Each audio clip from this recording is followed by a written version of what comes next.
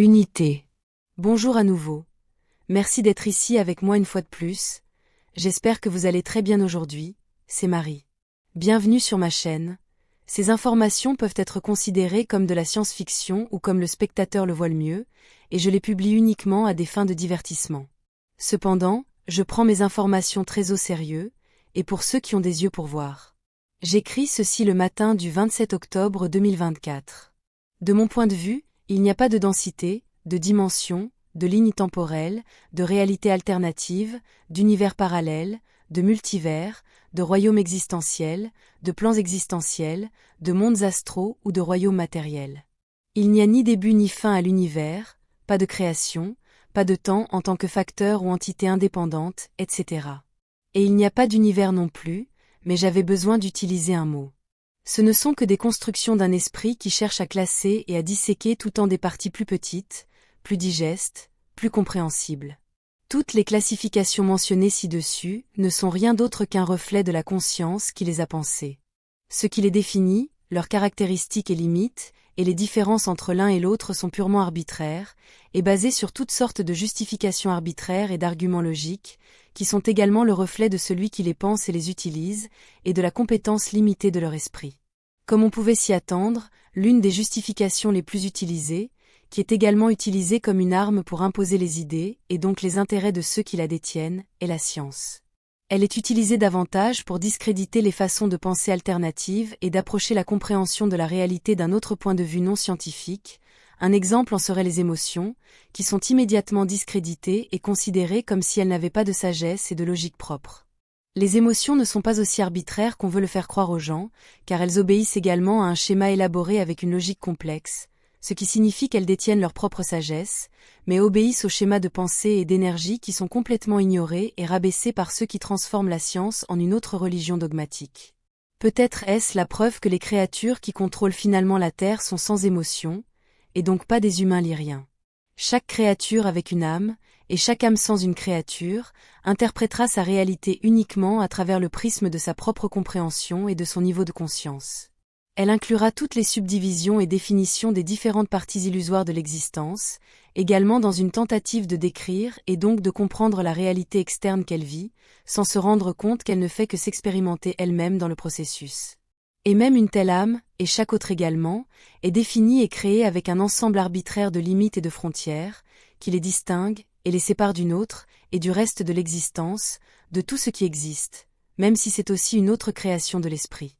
Chaque âme individuelle n'est rien d'autre qu'un ensemble de définitions et d'idées, qui ont été développées après une ligne progressive d'événements et d'expériences qui lui sont attribuées en particulier, et non à une autre âme. Une âme serait créée comme le résultat d'une accumulation d'expériences qui l'enrichissent au fur et à mesure qu'elle s'expérimente elle-même, dans sa propre ligne temporelle qu'elle a également créée pour elle-même, par le simple fait d'être consciente et autoconsciente. Par conséquent, le temps ne peut être qu'un sous-produit illusoire d'une conscience qui s'expérimente elle-même comme autre chose que ses propres idées, des idées qui l'ont définie à part de ce qu'elle considère être tout le reste. Une âme est la source créant un personnage avec des limites pour elle-même, dans une tentative d'expansion. Et le moi égo de l'âme n'est rien d'autre que les attachements que la source a générés pour définir une âme par rapport à une autre, qu'elle a également créée, comme un écrivain développant des traits de personnalité complexes pour chacun des personnages de son roman. Tous ces personnages dans un roman finissent par être la personnification de différents traits de caractère de l'écrivain lui-même.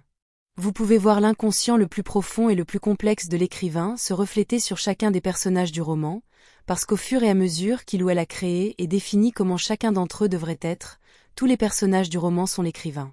Leur conscience, leur personnalité, leurs actions et leur libre arbitre sont illusoires et valables uniquement dans le contexte du roman et de son déroulement, car vu d'en haut, il n'y a qu'une seule personne, une seule âme qui les contrôle tous, et c'est l'écrivain et son imagination.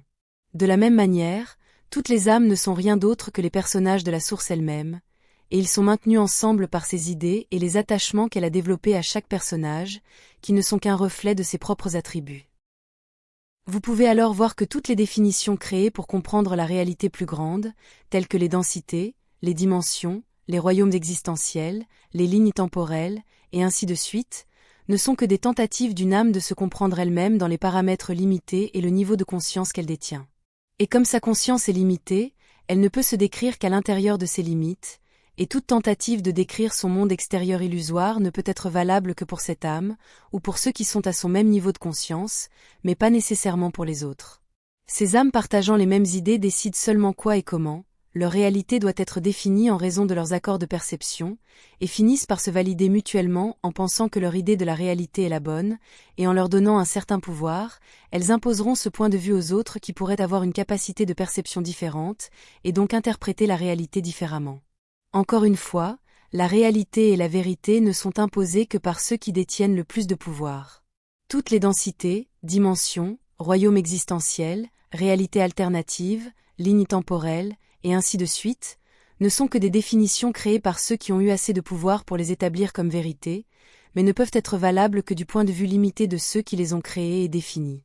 Les limites de ces subdivisions de la réalité ne sont donc pas valables pour tout le monde, car elles dépendent de différentes capacités de conscience et de perception. Prenons par exemple le soi-disant monde matériel, ou le monde des vivants, qui est plus ou moins la même chose. C'est facile à comprendre pour les humains lyriens, qui sont principalement enfermés dans la réalité que leur sens biologique leur impose d'une manière fortement matérialiste et ignorent les niveaux astraux et autres niveaux existentiels. Le monde des vivants est facilement distinguable du monde spirituel, car ce qui définit chacun est assez clair pour eux. Mais ce n'est pas le cas pour les Urmas, par exemple, qui ont une gamme de perception beaucoup plus large, et donc leur réalité est beaucoup plus étendue, car elle inclut de nombreuses parties de l'astral, du monde spirituel, qui se trouvent bien dans la gamme de leur sens biologique, et donc ils prennent ces parties perceptibles du monde spirituel comme une partie indéniable de leur réalité, avec laquelle ils doivent également interagir chaque jour. La réalité perceptible, dure, scientifiquement prouvable des humains lyriens ne coïncide pas avec celle des Urmas, qui sont beaucoup plus spirituels et beaucoup plus mystiques. La plupart des humains lyriens n'ont tout simplement pas le niveau de conscience nécessaire pour commencer à comprendre les Urmas, car les lyriens ne voient peut-être que des rituels félins effectués, alors que pour les chats, ils interagissent et gèrent des choses, et des êtres, beaucoup de leur propre espèce, mais dans le monde spirituel. Même le mot « rituel » finit par être réducteur, voire insultant pour les Urmas, car ce qu'ils font est bien plus étendu et élaboré, et un tel mot est également fortement associé à des choses maléfiques, donc le rituel n'est pas quelque chose d'applicable à ce que font les Urmas. Chaque âme, et chaque groupe d'âmes, qui peut également être défini comme une espèce biologique lorsqu'ils ont un corps, aura sa propre perception et conscience qu'ils utiliseront pour définir ce qu'est la réalité pour eux. En développant des niveaux de conscience de plus en plus élevés, vous avez tendance à voir de plus en plus de connexions, vous ne voyez plus de barrières, mais vous comprenez toujours pourquoi elles peuvent être là, mais vous voyez à quel point elles sont arbitraires. Comme les Urmas, il y a d'autres êtres et créatures qui, par leurs propres droits, ont développé leur propre manière très particulière de définir leur réalité, et cela peut ou non coïncider avec nos définitions, ou seulement partiellement, car les humains lyriens ne coïncident que partiellement avec celles des Urmas. Les densités, dimensions, réalités parallèles, lignes temporelles, royaumes existentiels, et ainsi de suite, ne sont que des interprétations terrestres de la réalité, qui n'incluent pas la perception et les idées de réalité des autres lyriens, encore moins celles d'autres espèces. Ils peuvent avoir une validité très limitée d'un point de vue ou d'un autre, et ils ne sont valables que sur Terre. Ils sont loin d'être universellement valables, et ils reflètent à quel point l'esprit humain moyen sur Terre est limité.